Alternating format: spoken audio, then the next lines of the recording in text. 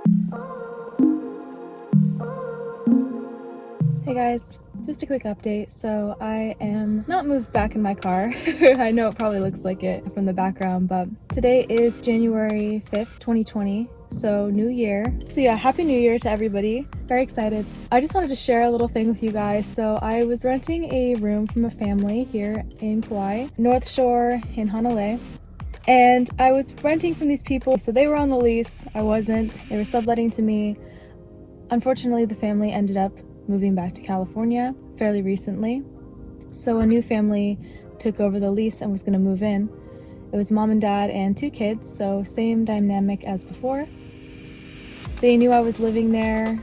I thought it was just going to be like the same situation where I would just kind of like help out around the house and, you know, watch their kids if they needed and continue to pay my rent and everything would be good.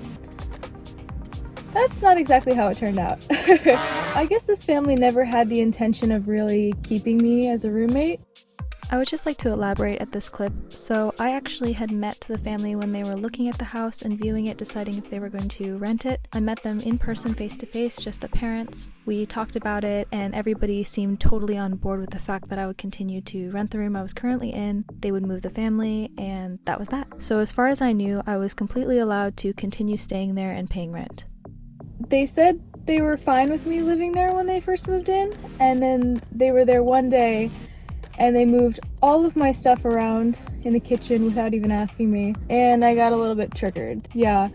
And by move all my stuff around in the kitchen, what I'm really saying is they took all of my food on my labeled shelves that I had. Mind you, I only had about 2 designated shelves in the entire kitchen. They moved it all to the top shelf where I couldn't reach. It was all disorganized. They shoved everything around, moved it into different places as they saw fit, again, without asking. I don't know how I was so calm in telling this story because it was actually quite upsetting, considering the fact that I did do a full deep clean of the entire house after the old family moved and it was disgusting. So I just waited till they came home later that day and I wrote down in my little notebook just what I wanted to say, and I had calmed down and everything. So I said, hey, is it okay if I talk to you for a second? And so I sat the parents down and I said, hey, just so you know, I have no problem with rearranging and moving things around in the kitchen. That's no problem with me. I would just really, really like if you could ask me first before you go and take the initiative to go and move all my stuff around for me. Yeah, so I would just really appreciate if you could ask me first before you move my things. Pretty simple request, right? Well, I guess that kind of sent them off in a spiral and they got really upset at me. Long story short, they told me they didn't want me living there. They told me I was coming across very defensive. Again, just to clarify some details, I sat them down and then they immediately started standing up, pacing the room, yelling at me and screaming at me, making me feel very anxious. I continued to sit and remain calm, just looking them in the eyes, listening to everything that they were saying. They demanded that I pay them $700 for my rent immediately that night, while at the same time also threatening to kick me out, saying I had 30 days to leave, and then proceeding to scream at me as I walked down the hall to my room. The mom screaming at me saying she doesn't want to deal with me because she's going through a divorce with another person right now, about something completely unrelated to what we had spoken about. So at this point, they were just in a rage and projecting on me. They were telling me I had no right to live there because I wasn't on the lease, which at that point in time, I actually didn't know I wasn't on the lease. I sent the landlord my information because I thought she was going to add me to the lease because, yeah, the family I was renting from before, I guess they didn't either tell her or they didn't give her a written agreement that I was subletting from them, which they were supposed to do. This was my first time living in a place where I didn't sign my name on a lease agreement. This is my first time being sublet, so I didn't take the personal initiative to actually check and make sure that they were following all the rules of the lease. So that part was kind of my fault. However, I did look at the lease later and it does say very clearly if the tenants are subletting, they must give a written agreement to the landlord, which was never done, which is why I had no legal backing to keep me. So yeah, technically I didn't have any legal rights to be there. I called the landlady, I explained the situation, and she's like, well, I'm really sorry, there's nothing I can do. Best of luck. And I was like, oh, damn, these people don't want me living here. This is the first I'm really hearing of this, honestly. And again, I feel like this all would have just worked out if they would have told me right off the bat, hey, we're not looking to have a long-term roommate. If you could look for a new place to live within the next month or two, that would be appreciated. I would have done that, no problem. So they told me I had 30 days to leave, so I went to my room and I started looking up new places. About an hour or so later, I get a text on my phone from the parents, and the landlord was included in the text, and basically it said that I have to leave the house by 5 p.m. the next day. I'm not going to include the text message in this video just for privacy reasons for all people involved, but I will say it did go something along the lines of, this isn't going to work out with her, she is causing a disruption to us in our ohana, and we need her to leave by 5 p.m. tomorrow. So they gave me one day to totally get out of their space. I think what really pissed them off was when we were talking, it was mostly them just yelling at me for a bunch of reasons, and I was just standing there kind of baffled because I told them I just wanted to sit down and talk and be civil. I think what really threw them off was, and I wouldn't have said this if I didn't know I wasn't on the lease. I thought I was on the lease at that time, but I said, you know, if you're not comfortable with having a roommate in the house, you should find another place to live. And I said it just about the same way I'm saying it to you guys right now. And that totally just, I think, really offended them because that was the thing that made them kind of, they quoted that, they put it in quotes in the text. And I'm not denying it, I did say that. And just for total clarity's sake, I literally just stood there and listened and watched them as they screamed at me, and the only thing I even said back was, if you're not comfortable sharing a house with a roommate, then you should find a new place to live. I only said this because they had signed the lease agreement knowing I was living there and agreeing completely with everyone in the situation that it was fine if I stay there and continue to pay rent. Looking back, I probably shouldn't have said that while they were both heated and upset with me, because they clearly took offense to that, and that's when the wife started to scream at me down the hall about a separate personal issue. Yeah, so I had to say goodbye to my downstairs neighbor, which was such a bummer because I really liked him a lot, and they kicked my cat out. My cat, but it was the family's cat before me that they unfortunately had to leave behind because he ran away from them when they moved, so they couldn't find him before they had to leave, and so he came back and he became my cat.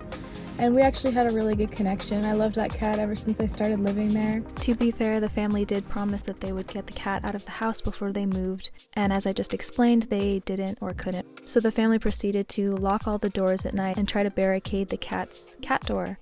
One night I woke up because I heard him trying to climb in through the bathroom window, because in his mind that was still his house. But yeah, they locked him out, and to this day I don't know where he is, but hopefully he's doing okay. I know my downstairs neighbor tried to take care of him for a while, so that's the last I heard. Yeah, they kicked my cat out, they kicked me out, and thank goodness I'm very, very grateful and blessed because I didn't want to live with people like that anyway. I was kind of bummed because they had 2 little girls and I was really hoping to get to know them and, you know, be a babysitter, a big sister, whatever. I love kids. There are plenty of other details I can include in this story, however, I am going to cut it short because I'm not really one for trash talking, but I will say they did steal a special mason jar of mine and used it for their own purposes with no intention of giving it back. And I also heard them make lots of really unkind remarks since day one, not about me particularly, but about other people, and I just really was not feeling that energy. I learned that on Kauai it's called haimakamaka, which means your nose is in the air and you think you're better than others, and that's definitely the vibe I got from these people. But it truly was for the best. I don't know how long I would have liked living with those people. My very good friend, he was so kind. He said I could stay with him in the meantime while I look for a new place, and he helped me take my things out when I had packed them all up. We brought him over, and yeah, it was so last minute too, but I'm so thankful that I have wonderful, kind, trustworthy friends. I'm so thankful that I don't have to live with difficult people like that. And not that it really matters because I myself am not a native of Kauai. However, I will say these people were from California and they definitely seemed to think that they were better than other people. Again, haimakamaka. Yeah, I'm just thankful that it was all over pretty soon, and I wish everybody the best of luck, honestly. And I'm not even mad at the landlady, you know, there's nothing she could have done about it really, so I'm not really mad at anybody. I actually feel more free. I'm living with a friend who I trust. I'm not living in my car, but it's sort of me doing car life somewhat again. And I'm really excited because ever since New Year's Eve and then beginning of this year, so New Year's Day, I feel like all my dreams have come true. I don't know how else to explain it other than that. I just feel like everything I've been working for, everything I've been wishing for and manifesting and visioning for my future, my life, I feel like it all just came to me at the right time, and I'm just so happy and so thankful. That's why when those people, you know, kicked me out so suddenly, I didn't even care. Because sometimes when everything in your life looks like it's falling apart, it's really just all coming together. And that's exactly what it felt like. And I couldn't be more happy. That's just a little update for you guys. Sorry if it seems like there's something in my throat all the time. I just have a difficult time letting the words out sometimes. That's just how it is. I work all the time to do breath work and exercises, and I try to speak louder, more confident. Yeah, we all have our struggles. I just filmed a beautiful yoga class for you guys. The funny thing is, I seem to have picked the windiest day ever for this video. It probably doesn't look as bad in the video, which is great. I don't want it to look like I'm being blown off the side of a cliff, but it was extremely windy. Hard to stay super calm and zen because I was like thinking about my camera falling over and thinking about my mat flying up in my face. Just so funny, but I think it's gonna turn out really beautiful. Definitely trying to get out there more. I also met somebody that I would really like to work with. He does amazing camera work and he knows all the cool spots. So I am trying to find a sunny day where I can message him and be like, hey, are you available? I would love to shoot a video. So yeah, we'll see how that goes, but that's all for now. Thank you guys so much for listening. Happy New Year. Namaste and stay grounded.